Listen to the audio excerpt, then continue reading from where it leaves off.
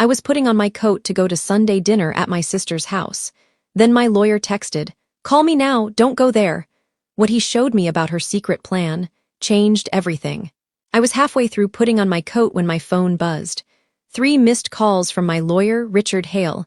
Then a message popped up that made my blood run cold. "Isabella, call me now. Don't go to your sister's house, I mean it." For a second, I just stood there, one arm in my sleeve, the other frozen midair.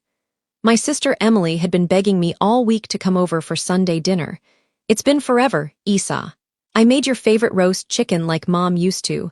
I almost smiled, remembering her voice. Almost. But now, every word replayed like a warning I hadn't heard. I dialed Richard with shaking hands. He answered on the first ring. "Where are you? At home. Why? Good, lock your doors, I'm on my way. There's something you need to see, something about your sister and your inheritance." And just like that, dinner turned into danger. 20 minutes later, Richard's car pulled up in front of my house. He didn't even bother with small talk when I opened the door. His expression was tight, the kind of look lawyers wear when they're about to deliver news that breaks something inside you. "Isabella," he said, stepping inside. "Please sit down." He placed a heavy brown envelope on my kitchen table. I could feel my pulse pounding in my throat. "What's going on? You're scaring me." He took a deep breath. 3 days ago, your sister Emily and her husband Derek Roberts filed a petition with the Court of Queen's Bench. They're asking to have you declared mentally incompetent. I blinked at him, trying to process the words. Declared what? I laughed short and shaky. "Richard, that's ridiculous. I run a design business. I handle clients, deadlines, taxes, I'm fine." "I know," he said quietly. "But they're claiming you've been showing early signs of cognitive decline, confusion, forgetfulness, erratic judgment. They have documentation." He opened the envelope and spread out several papers, lining them up like evidence in a criminal case. "These are signed affidavits. Your doctor's note from last winter, the one where you mentioned trouble sleeping. They're twisting it into a sign of neurological decline. And look here," he slid another sheet toward me. "A statement from your neighbor saying you looked disoriented one morning, taking out the trash." I stared at the papers, words blurring. "That was the day I had the flu. I nearly fainted from a fever." "I know," he said again, but his tone carried that grave patience of someone who's seen this before. "They're building a pattern." He turned his laptop toward me. "Do you know how much your parents' old property is worth now?" I hesitated. "Maybe 2 million, try 5. He clicked. The appraisal came through last month. $5.1 million, including the lake house. You inherited half of it after your parents passed. That's what this is about." My heart stopped for a beat. "You're telling me Emily is trying to what? Declare me insane just to take the estate?" Richard's eyes met mine. "Yes. If they win, they become your legal guardians. They'd control everything. Your accounts, your house, even medical decisions." I sank into the chair, staring at the grain of the table we'd sanded ourselves, my hands trembling. Emily and I had eaten breakfast here last year, laughing over coffee. "She used to say we'd always protect each other," I whispered. "That we were the only family left." Richard's voice softened. "Sometimes people change, Isabella, especially when money's involved." Outside, the first flakes of snow drifted past the window. Inside, I felt something colder settle in my chest. The realization that the person I trusted most was quietly trying to erase me. And for the first time in my life, I wasn't sure if blood really meant family. Richard pushed his glasses up the bridge of his nose and opened a folder on his laptop. "You need to see this," he said. "It's the financial statement they filed alongside the petition." The screen glowed with rows of numbers and debts. "Emily and Derek," he continued, "are drowning financially. They bought a new home in Aspen Ridge 3 years ago. 6 bedrooms, a pool, imported marble countertops, mortgage, $720,000. Derek's ecotech startup burned through $400,000 in losses. Their credit cards are maxed out and they're behind on property taxes." I stared at the numbers, my mind spinning. "So they want my assets to fix their mistakes?" He nodded grimly. "They're arguing that you've become vulnerable since your parents died, that your emotional state affects your decision-making. They're framing this as protection, but what they're really protecting is their lifestyle." My voice cracked. "She's my sister, Richard. She knows I've been careful with money. I didn't even buy a car until I was 40. "I believe you," he said. But she's been collecting little moments, selective snapshots of normal forgetfulness. Every time you mixed up a date or misplaced your keys, she probably took note. I remembered the way Emily used to hover when I paid bills online last month. "You should let me help," she'd said sweetly. Technology can be confusing. I'd laughed it off, thinking she was just being protective. Now that laughter felt naive, Richard tapped another file. "They even brought in your family doctor, Dr. Benson. He wrote a vague note about you appearing distracted during an appointment last fall. That was when Mom's estate documents were still unresolved." I snapped. I was grieving, not confused. Richard exhaled. "I know, but in court, grief and incompetence can look dangerously similar on paper." Silence filled the kitchen. Only the hum of the refrigerator punctuated it. "So, what do we do?" I finally asked. He leaned forward, his voice steady. "First, we prove you're of sound mind. I'll set up an independent psychiatric evaluation. Second, you'll start keeping a daily log of appointments, meals, conversations, anything that shows structure and awareness. Third," he hesitated, "you can't let Emily know. We know. If she realizes, she might destroy evidence or rush the process." I swallowed hard. "So I have to pretend everything's normal." "Yes," he said, "even friendlier than usual if you can manage it." I almost laughed again, but there was no humor left in me. Dinner and deception. Perfect. Richard's tone softened. "I've seen families do terrible things over money, Isabella. But I've also seen people win with preparation and proof. You're not alone in this." I nodded, though inside I felt hollow. "The woman who once braided my hair before school, who held my hand at our parents' funeral, that same woman was now plotting to declare me unfit to live my own life." And I was beginning to understand. This wasn't just betrayal. It was a war. From that night on, every hour of my life became evidence. Richard was relentless but methodical. "You'll keep a daily log, Isabella," he said. "Every decision, every errand, every phone call, timestamp, everything. If they claim you're forgetful, we'll drown them in proof." So I did. I wrote down everything. What time I woke up, what I cooked, who I talked to, which emails I sent. At first, it felt absurd, like living inside my own surveillance file. But after a week, I understood the purpose: control. It gave me back something Emily had quietly stolen: credibility. The next step was the medical evaluation. Richard scheduled an appointment with Dr. Ella Moore, a geriatric psychiatrist known for her sharpness and empathy. During our session, she asked me to recall lists, solve puzzles, and interpret proverbs. I nailed every question. When she closed her notebook, she smiled. "Miss Carter," she said, "you're as mentally sharp as anyone I've evaluated this year. I'll have my report to Mr. Hale within 48 hours. It felt like oxygen after drowning, but pretending around Emily, that was the real test. On Wednesday, she called. Her voice was coated in syrup. "Hey, Isa, I feel awful about last weekend. You just vanished on me. Why don't we try again this Sunday? I'm making your favorite lasagna." I forced a light laugh. "That sounds nice." "Hey, it's still standing in the room. Oh, and if you could bring those papers I asked about the estate documents, I'll help you sort them. You know how confusing legal stuff can be." My grip tightened around the phone. She was baiting me. "Sure," I said softly. "I'll see what I can find." When I hung up, I texted Richard immediately. "Isabella. She wants me to bring estate papers Sunday." "Richard, don't. That's a setup. They might film or record you acting confused. Keep pretending everything's fine." That night, I couldn't sleep. I kept replaying Emily's voice in my head, the warm tone that once comforted me when Mom died. Now it sounded rehearsed, poisoned with intent. I went through my photo albums, scrolling through pictures of us. 2 little girls at the lake house covered in sand and sunshine.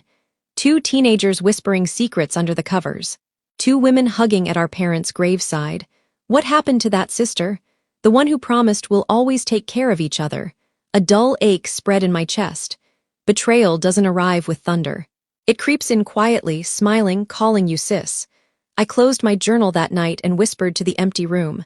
"I won't let you take my life, Emily. Not my money, not my name, not my mind." Somewhere deep inside me, fear finally shifted, turning into something sharper. Determination. Friday night, as rain drummed softly against the windows, I heard a timid knock at my front door. When I opened it, I froze. Lily. My 15-year-old niece Emily's daughter stood there soaked and trembling, clutching her backpack like it was the only thing keeping her upright. "Lily, what on earth?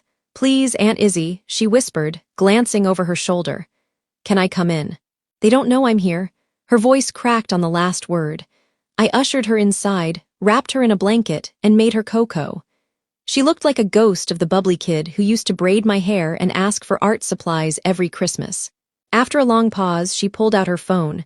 "I know what Mom's doing, and you have to hear this." I frowned. "Lily, what?" She pressed play before I could finish. Emily's voice filled the kitchen. "Once the court declares Isabella incompetent, we'll sell her condo and transfer her accounts to me. She won't even realize what's happening." Then Derek's voice followed, low and calculating.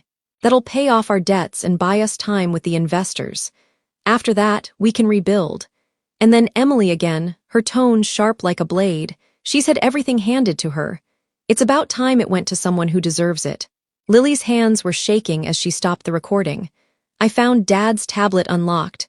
They were talking about you like you weren't even a person. I know it's wrong, but I recorded it for a moment." I couldn't speak. The world tilted, my breath stuck halfway between rage and heartbreak. "Lily," I whispered, "you just saved me." Tears welled in her eyes. "I didn't want to betray Mom, but what she's doing, she's not the same person anymore. She talks about money all the time. It's like she hates you." I took her hand. "You did the right thing, sweetheart. Sometimes doing the right thing feels wrong when it's someone we love." Created. I sent the file to Richard that night. He called back almost immediately. "Isabella," he said, voice steady but tight, "this changes everything. This isn't just a guardianship case now. It's fraud and financial exploitation. That recording is direct evidence. What do we do next?" "We filed a counter petition."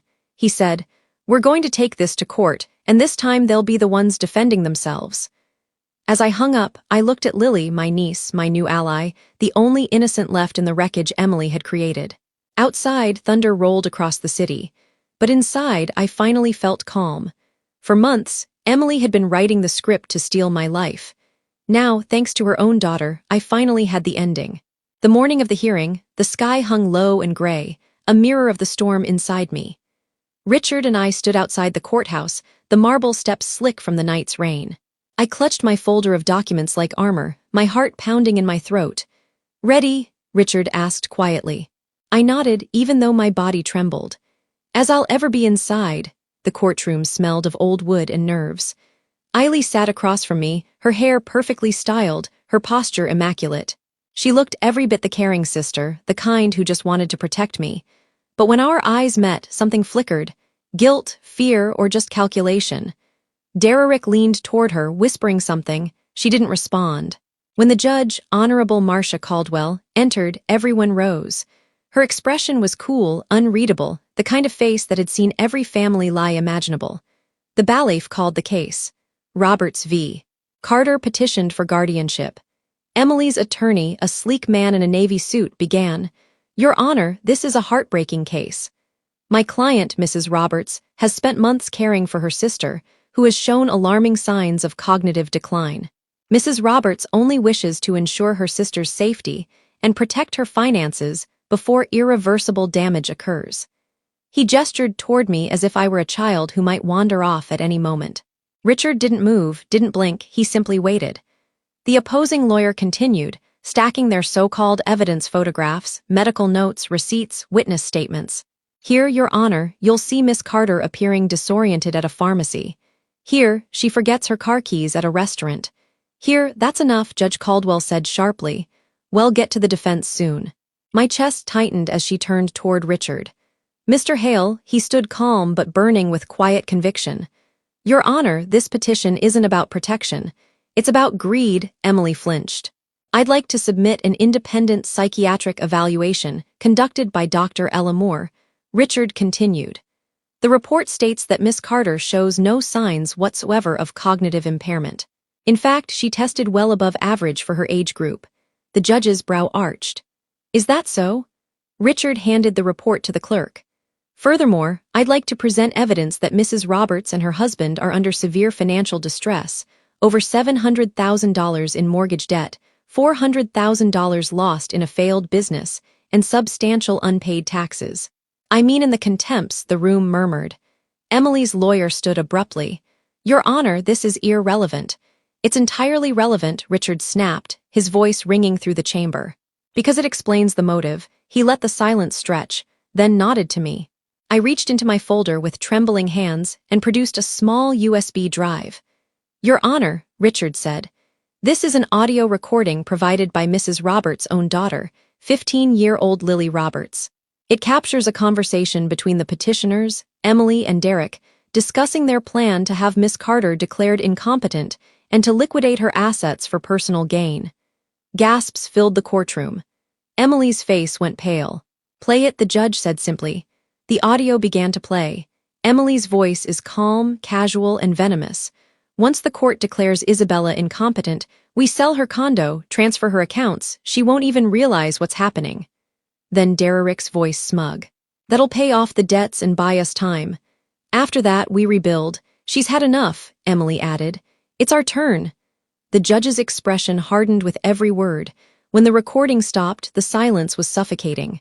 You could hear every heartbeat in the room. Richard stepped forward. Your Honor, this isn't guardianship. This is calculated elder torment and attempted financial exploitation. Emily's lawyer scrambled for footing. Your Honor, that recording was obtained without consent. This isn't a criminal trial. Judge Caldwell cut him off. And I find it very relevant to intent. She turned to Emily. Mrs. Roberts, would you like to explain why you're discussing selling your sister's property while she's sitting right here? Perfectly lucid. Emily's lips parted. That was taken out of context. The judge leaned forward, voice like ice. What possible context justifies planning to take your sister's home? Emily's silence was enough. Tears welled in my eyes, but not out of sadness. It was released, the kind that comes when truth finally has oxygen. Judge Caldwell adjusted her glasses. This petition is not only dismissed, it is dismissed with prejudice. Mrs. Roberts and Mr. Roberts are hereby prohibited from contacting Miss Carter or approaching her residence within 100 meters for the next 2 years. Furthermore, I am referring this matter to the Crown Prosecution Service for potential charges of fraud and elder torment. Legal costs incurred by Miss Carter will be paid by the petitioners. The gavel came down with a sharp crack that echoed through my bones. Emily buried her face in her hands. Derek stared at the floor. I exhaled shaky, disbelieving, free. Richard placed a hand on my shoulder. It's over, Isabella. But as I looked across the courtroom at my sister, the woman who once braided my hair, who once held my hand through grief, I realized something deeper. It wasn't over. Not really. Because the wounds left by family betrayal don't end with a verdict. They linger. They are scared. And yet, standing there under the heavy silence of justice, I finally felt strong enough to start healing. When the gavel fell for the last time, the courtroom emptied quickly, everyone eager to escape the heaviness that had filled the air. But I stayed in my seat for a while, just listening to the silence. It was strange how victory could feel so hollow. Richard packed his files beside me. You did incredibly well, he said gently. You stayed calm, composed. The judge saw the truth.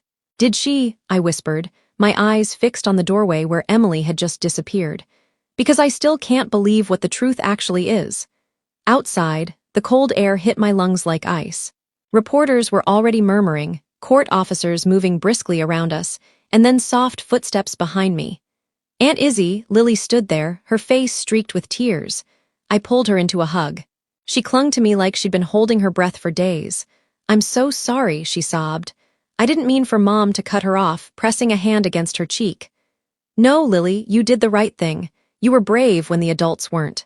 Don't ever apologize for that. Richard cleared his throat beside us. The judge's referral to prosecution is official. There will likely be charges, fraud, attempted exploitation. I'll handle the paperwork. I nodded numbly. And Emily, she'll face consequences, he said. But more than that, she'll face herself. That night, the house felt different. Quiet, but not lonely. I brewed tea and sat at the table where it had all begun, staring at the faint coffee ring Emily had left months ago. For a long time, I just let myself feel it all. The betrayal, the heartbreak, the exhaustion. When my phone buzzed, it was a text from Lily. Can I stay with you for a while? Dad's furious. I don't want to be there. I typed back before my mind could catch up. Pack a bag, you're home now. An hour later, she arrived with a single duffel bag and tear-swollen eyes. We didn't say much. I made her hot chocolate. She fell asleep on the couch, and for the first time in months, I slept peacefully, too. Because even though I'd lost a sister, I'd gained something purer. A family built not by blood, but by truth. Weeks passed, and the house that had once felt like a battleground slowly turned into a home again. Lily's laughter filled the hallways in the mornings as she rushed to get ready for school. We cooked together in the evenings, watched old movies, and planted herbs in the backyard. The silence that used to echo between the walls now sounded like peace. One afternoon, she looked up from her homework and asked quietly, "Aunt Izzy, do you think you'll ever forgive her?" The question landed like a stone in my chest.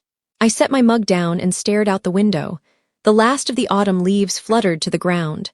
"Forgiveness," I said slowly, "isn't about pretending it didn't happen. It's about deciding not to let what happened control you anymore." Lily nodded, her eyes glistening. "I just miss the way she used to be." "Me too," I admitted softly. "Your mom and I used to share everything. She was my best friend before she became my enemy. But sometimes love gets twisted when money is involved. People stop seeing faces.